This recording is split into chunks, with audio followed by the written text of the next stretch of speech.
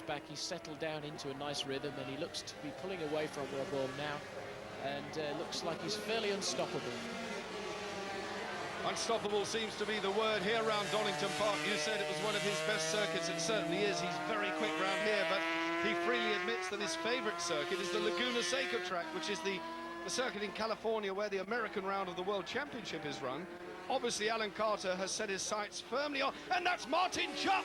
So Martin Jupp is out now of 5th place. The leading bunch coming down thick and fast.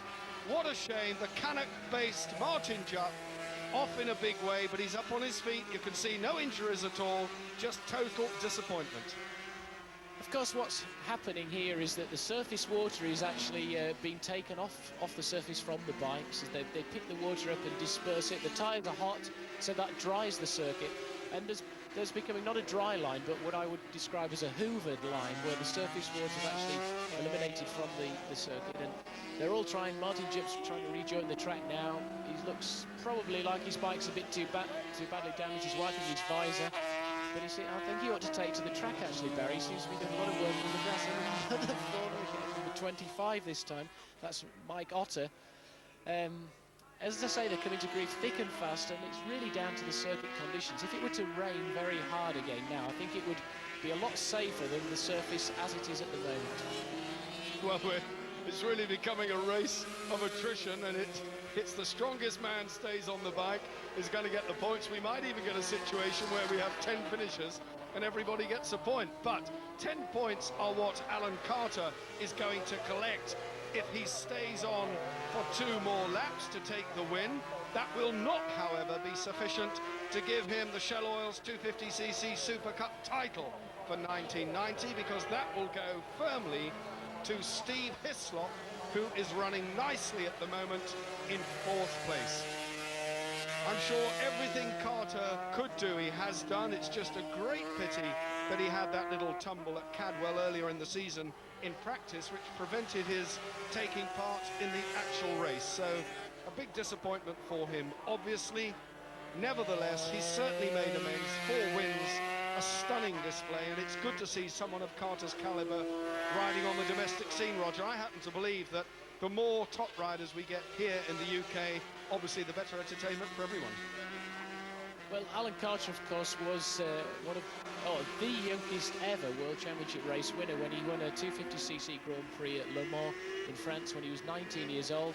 It was perhaps too early for him because he was very immature then. He's matured quite considerably since then, and he's demonstrating that in the way that he's riding at the moment. But undoubtedly, Alan Carter could become the 250cc World Champion for England. He's got that much ability. He's such a good rider. He's so aggressive, and he can ride whether it's raining, damp, snowing, whatever the conditions. Alan Carter can ride. I can't get over just how quick his brain must be, Roger, to switch back into racing mode, having been sliding into the gravel track. I mean, he was back on in a trice and away, and I suppose racing at this level sharpens the reflexes to that extent. Yes, but as I said, Barry, he's been used to it. He crashed while leading the British Grand Prix 2 years in succession at Silverstone at Stowe Corner, and so he knows all about picking the bike back up and having to get back in the race. And his father's driven him when he was a younger lad to a stage that he's at now, and in those days, if he hadn't picked the bike up and brought it back and continued in the race, or got back in the lead and won it, his father would have given him a kick up the backside, I'm afraid. Whatever the reason for Alan Carter's riding ability and whatever his training has been over the years, it's certainly paid dividends, because exiting Starkey's Bridge now up towards the right-hander of McLean's, Alan Carter. Penultimate lap. What a great ride on lap 11. Just one more to do, so we have something approaching 4 miles now for Alan Carter to do before he lifts this, the final 250cc race at Donnington Park. He's left the opposition in the shape of Rob Orme firmly behind, but I'm delighted with the performance that Rob Orme has put up.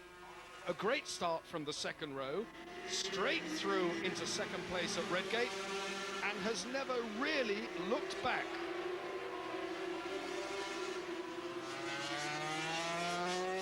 Carter on his way.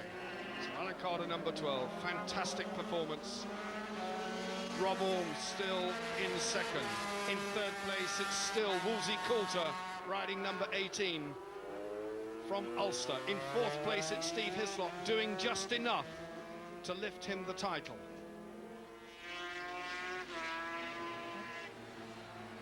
So fourth place will give Hislop 7 points. That'll move him on. Just give him the advantage he needs. Murky start-finish straight on the last lap now for Alan Carter down towards Redgate. Well, Roger, for me this has been an education, one of the nicest 250cc races, one of the most interesting I've seen. Having said that, they've all been good, but Carter just in a class of his own. Well, I think that the way Carter's dominated this race is just incredible. How he could have pulled out the 10-second advantage he had over in 3 or 4 laps of the race, then fall off and then get back on to have a half-second lead and pull out 7 seconds was just incredible. He's obviously deserved to win this race, and it's just a pity that he doesn't take the title with it. I think he deserves it.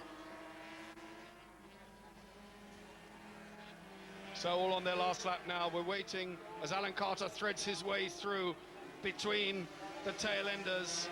Number 28, he's going past there. That's Jerry Brennan. So Jerry Brennan, number 28, another of the Northern Ireland contingent here, a very strong presentation of Ulster.